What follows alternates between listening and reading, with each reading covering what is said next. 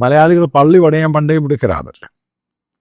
ഈ church planting മലയാളികളാണ് നടത്തി. കൊണ്ട് ഞാൻ നേരത്തെ ഒരു വീഡിയോ പറഞ്ഞിട്ടുണ്ട്, ഗുജറാത്തിൽ അതേപോലെ സൂററ്റ് ഭാഗത്ത് അവിടെയും ചർച്ച് പ്ലാന്റിങ് എന്ന് പറഞ്ഞ മലയാളികളാണ് നടത്തിയത്.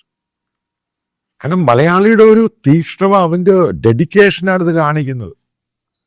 പിന്നെ അവിടെ എന്നോട് പറഞ്ഞൊരു കാര്യമുണ്ട്, അവിടുത്തെ പല ഗ്രാമങ്ങളിൽ, ട്രൈബ്സ് താമസിക്കുന്ന ഗ്രാമങ്ങളിൽ അവിടെയൊക്കെ അവിടെ ചർച്ച്, അത് ബേസിക്കലി ഈ ചർച്ച് രജിസ്ട്രേഷൻ ഇപ്പോഴും അവിടെ ബാൻ ചെയ്തിരിക്കുകയാണ്.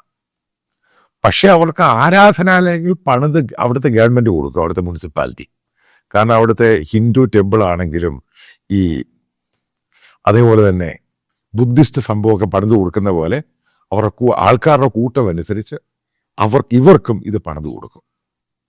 അവിടെയുള്ള ട്രൈബൽ കമ്മ്യൂണിറ്റിക്കകത്ത് വലിയ മാറ്റമുണ്ട്. അപ്പം അതിനെപ്പറ്റി ഞാൻ ഇൻ ഡീറ്റെയിൽ ആയിട്ട് റിപ്പോർട്ട് തരാം, നിങ്ങൾക്ക് വീഡിയോ ചെയ്യാം. അവരെ ഒന്നും തൊടാൻ പറ്റത്തില്ല, ടച്ച് ചെയ്യാൻ പറ്റത്തില്ല. ആ രീതിയിലാണ് വളർന്നിരിക്കുന്നത്. അപ്പം അവർക്ക് ആ കിട്ടിയ ലൈഫിൻ്റെ ട്രാൻസ്ഫോർമേഷനും ലൈഫ് സ്റ്റൈലിലുണ്ടായ മാറ്റവും ഹൈജീനും ക്ലീൻ വൈറ്റ് സ്കിൻ ഇതെല്ലാം കൂടെ ക്ലബ് ചെയ്തു. ഇത് കിട്ടപ്പോൾ ഇവർ ഗ്ലോബലായിട്ട് പഠിച്ച് പലയിടത്ത് ജോലിക്ക് പോയി. അപ്പോൾ അത് ഒരു മലയാളി എന്നോട് പറഞ്ഞ പുള്ളിയുടെ പേര് പുറത്ത് പറയണമെന്ന് പറഞ്ഞു. Okay fine.